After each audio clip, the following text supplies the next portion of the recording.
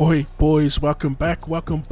We are in round 11, and after taking an L to the Panthers 2 weeks ago, we are back at home getting ready to take on the Tigers. And the previous simulation, we took another L, this time to the Manly Warringah Sea Eagles. And yeah, we're trying to avoid that third loss in a row. As always, if you're watching this right now, be sure to hit up that comment section with the hashtag OddsSquad, or chuck a few cheeky cheers emojis, a few beers emojis even. But yeah, the simulation, we suffered yet another injury. This time it was two minor injuries, and that was Stags in the centers and Ricky in the second row, both gone for one match. So what I decided to do was put Asako into the centers. I saw someone request that ages ago, so here he is playing in the centers, and David Mead will be playing outside Xavier Coates.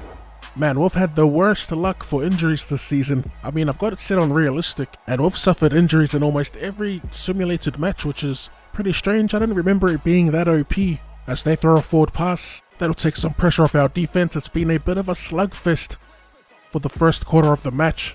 There's the forward pass. We got Croft to feed. Wow, we have 4 players to the left here. We go to New. We get the offload away, and it's going to be Jermaine Asako taking the tackle. 20 out from our line. Man, this season is flying by. I reckon when we get to the midway point of the season, we start solidifying these spots.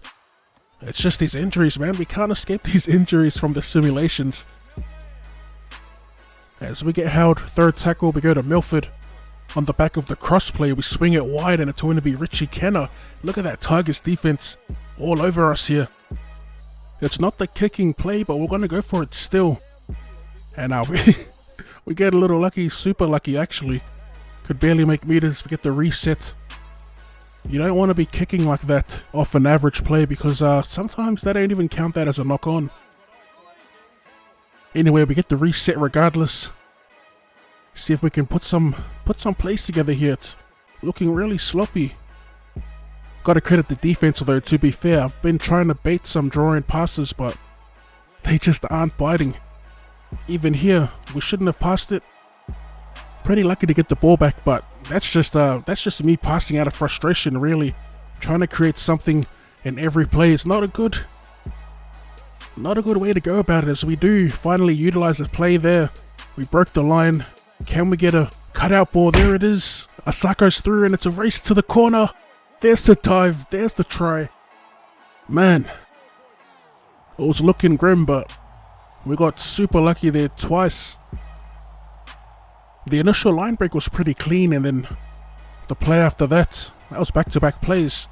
We went to the classic cutout ball from 6 to center. That's been the staple play for us pretty much through every series we've played. As we got a bit of a toughie here, this is the same side we missed to tie the game up 2 weeks ago. This time we learned from our errors. Man, that Panthers game 2 weeks ago was such a fun game to play. As we look to get rid of it. 5th and last on the 40. We will just chance our arm here. And that's what happens, boys. That's what happens when you don't have a plan. Try and ad-lib on the last. We end up handing the ball over. 8 minutes to go here in the first half. Who's this? Elijah Taylor. I think I started the series before he got signed, or maybe I just forgot to take him out. Either way, he'll be gone once I update the rosters this Saturday. As Adam Dewey, he gets wrapped up 50 now, trying to make changes on the fly here. This time Alex Twell driving beyond the 10, 5 out. To the right they go, on the toe, it hits Milford. Man, another pet peeve, defending the grubber. I'm sure plenty of you watching these videos can relate. You know how the AI grubber sits, you can't really attack the ball, and I mean attack as in dive on it. I do double tap X on the Xbox controller, but yeah, the game just doesn't respond to it, which is weird. Alright, so half-time, we head into the sheds. The game tied at 6 points apiece. Another low-scoring game. We can't quite find our groove in attack, and it's been another one of those grinders. There was next to no action in like the first 20 minutes. It's all a part of the process, boys. I mean, chopping and changing our team every week won't help. Duaihi to get us started in the second half here. First hit up to Vita Pangai Jr. Bumps off one defender. Looking for support here. No one really in a position to pass the ball to. We do cough it up though. Just forced that one. Probably should have just held it. Just been a little overzealous this game. Trying to force a play. Like I said earlier, man, it's not the way to play it. Billy Walters back of the scrum. Not gonna lie, man. The scrum plays from both myself and the AI in this series so far has been some trash. Throw it in the bin. As the Tigers get the quick play the ball, couple markers offside.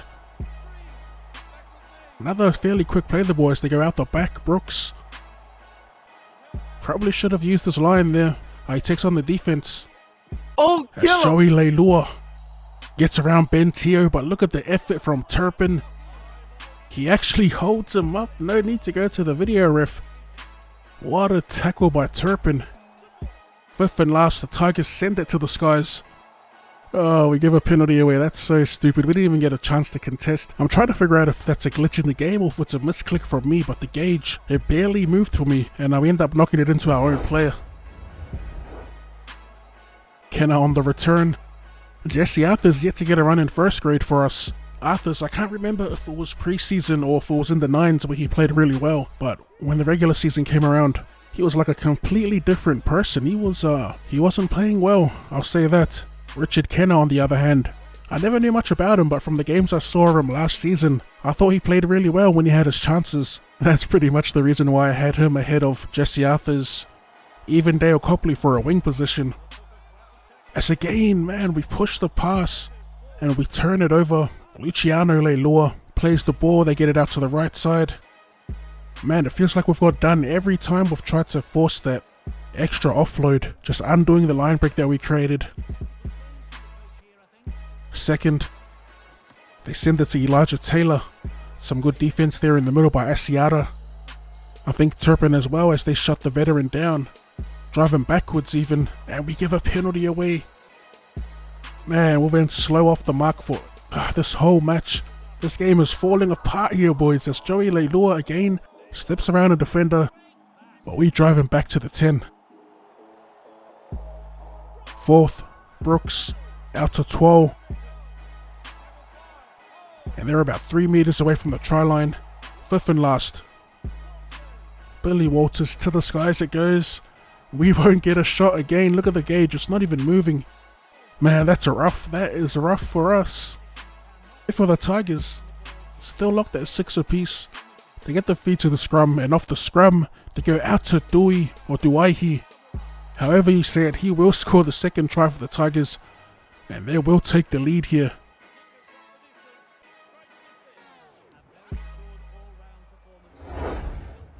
Sheesh, that's tough, boys, that's tough. Full time here at home, the Tigers 14, the Broncos 6. I think it's only right that we get ourselves out of this hole we've dug ourselves into, really. I think no more simulations. We'll try and break this losing streak. That's 3 in a row for us. Coming up next will be a game against the Full Strength Warriors. As for us, we should have a few players out due to Origin, so it should be an interesting match. As always, if you enjoyed that and would like to see more Rugby League Live 4 content, or more content in general, be sure to run a shot at that like button. Thank you for tuning in, and I'll see you.